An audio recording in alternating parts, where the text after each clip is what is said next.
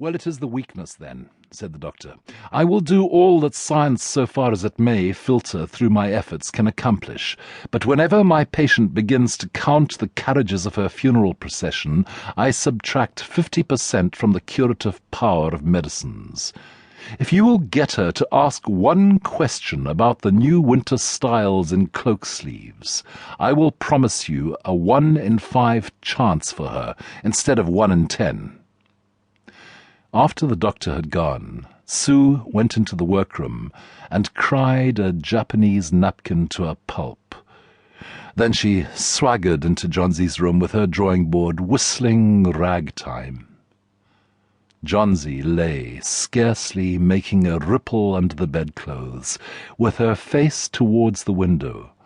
Sue stopped whistling, thinking she was asleep. She arranged her board and began a pen and ink drawing to illustrate a magazine story. Young artists must pave their way to art by drawing pictures for magazine stories that young authors write to pave their way to literature. As Sue was sketching a pair of elegant horse-show riding trousers and a monocle of the figure of the hero, an Idaho cowboy, she heard a low sound several times repeated. She went quickly to the bedside. Johnsey's eyes were wide open. She was looking out the window and counting backward. 12. She said, and a little later, 11, and then 10, and 9, and then 8, and 7, almost together. Sue looked solicitously out of the window. What was there to count? There was only a bare, dreary yard to be seen, and the blank side of the brick house 20 feet away. An old ivy vine, gnarled and decayed at the roots, climbed halfway up the brick wall. The cold breath of autumn had stricken its leaves from the vine until its skeletal branches clung almost bare to the crumbling bricks. "What is it, dear?" asked Sue. 6, said Johnsey, in almost a whisper.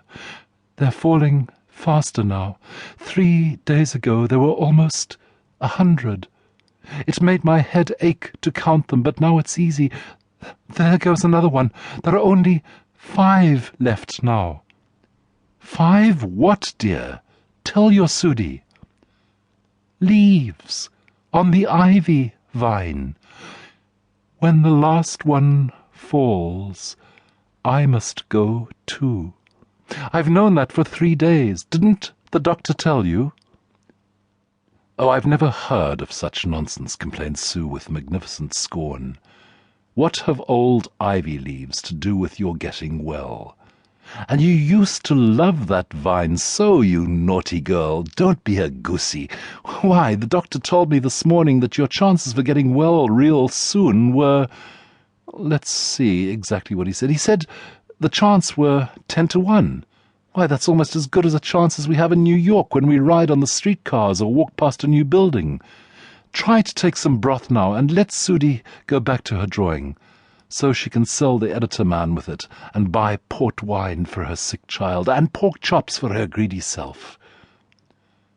"You needn't get any more wine," said Johnsey, keeping her eyes fixed out the window. "There goes another. No, I don't want any broth. That leaves just 4. I want to see the last one fall before it gets dark. Then I'll go too." "Johnsey, dear," said Sue, bending over her, "will you promise me to keep your eyes closed and not look out the window until I'm done working?